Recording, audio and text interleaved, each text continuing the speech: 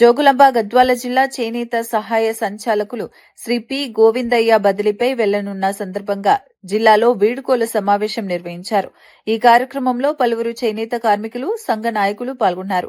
గోవిందయ్య జిల్లాలో చేసిన సేవలను గుర్తు చేసుకుంటూ నేతలు కొనియాడారు. చేనేత రంగ అభివృద్ధికి ఆయన తీసుకున్న చర్యలు కార్మికులకు మేలు చేశాయని చెప్పారు.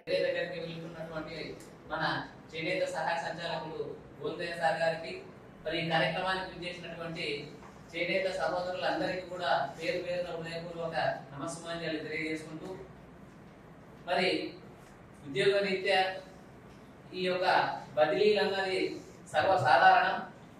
మరి సాధారణం అన్నది మన అందరికీ తెలుసు, కానీ ఇలాంటి ఒక అధికారి బదిలీ కావడం అన్నది మన అందరికీ కూడా కొద్దిగా బాధాకరమైనటువంటి విషయమే.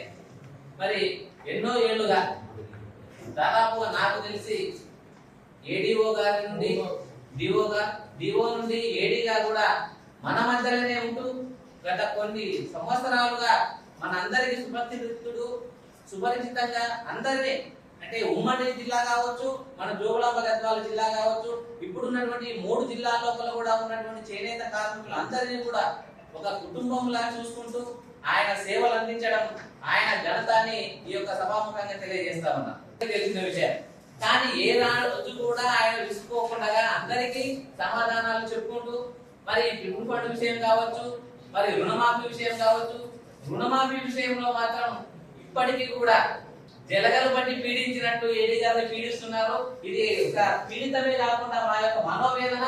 మాకు ఎందుకంటే మున్సిపాలిటీలో రుణమాఫీ అయిన ఒక సందర్భంలో గ్రామాల్లో ఉన్నటువంటి మా ఎలక్షన్లు అయినా కానీ మాకెందుకు చేయలేదు, మున్సిపాలిటీ మాత్రం చేసినారు, మాకెందుకు అయితేనే కాదన్న ఒక సందేహంతో మిమ్మల్ని చాలా ఇబ్బందులకు గురి చేయడం జరిగింది. అది కూడా ఈ సభాముఖంగా మా కార్మికులు చాలా మంది మనోవేదనతోనే మిమ్మల్ని ఇబ్బందులకు గురి చేసినారని కూడా ఈ సభాముఖంగా తెలియజేస్తున్నాం.